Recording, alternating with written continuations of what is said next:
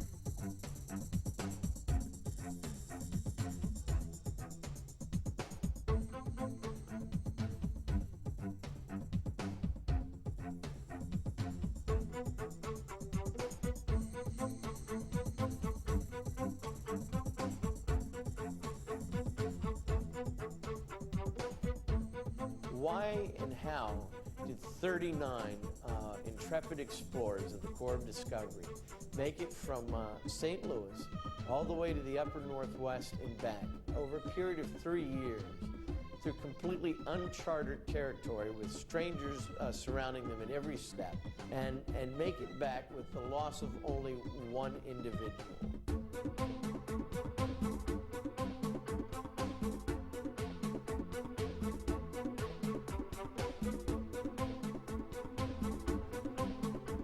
A lot of people have talked about the innovations of the gun, the air reservoir, the number of times the gun was able to discharge rounds, the whole significance of a breech-loading, repeating air rifle. It's a thought of ours that reason they were able to make it to up and back.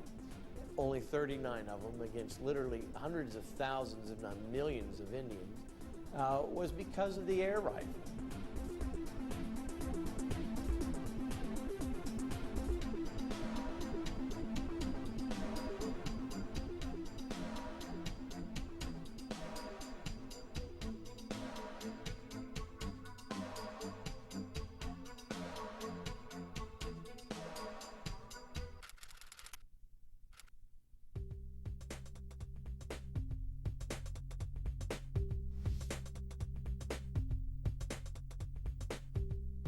We're in Chambersburg, Pennsylvania, the home of Great War Militaria and the shop of Rick Keller and Ernie Cohen, where all the magic happens on the manufacturing of the Girandoni air rifle.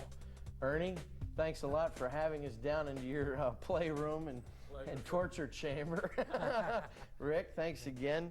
What amazes me the most about what you guys have been doing down here is that not only have you taken an air rifle that nobody even really knew much about 5 years ago, and you've managed to make a perfect reproduction.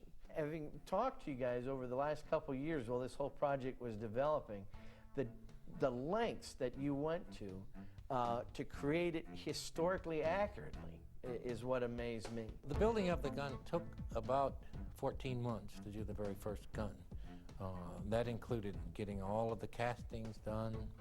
They were very, very rough castings from the original gun. To make 4 guns, it took a little over 2.5 years. The journals on the Lewis and Clark expedition talk about an air rifle, but for 200 years, people have speculated on what type of air rifle it was.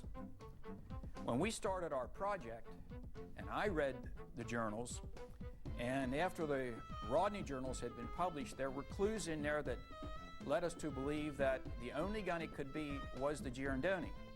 Rodney described it as a 22-shot repeating air rifle. Once we had determined that we were going to build a girandoni, we continued doing research on the journals, and we had a gentleman from England that we were working with. He actually gave us the name of Dr. Beeman, who was the leading authority on air rifles in the United States. He cautioned us that he was totally against a girandoni being taken on the journey with Lewis, but he also gave us Dr. Beeman's phone number, and we called him. One of the interesting things about the Lewis and Clark journals is the air gun is mentioned on the very first page of the journal. We still do not know exactly where he got the gun, but when Rodney published the fact that it was a 22-shot repeater, it led us right to the girandoni. First thing we did when we got Dr. Beeman's gun was we drove a ball through the bore, mic'd it, and ordered a bullet mold. After we cast the bullets up, lo and behold, the gun held 22 rounds.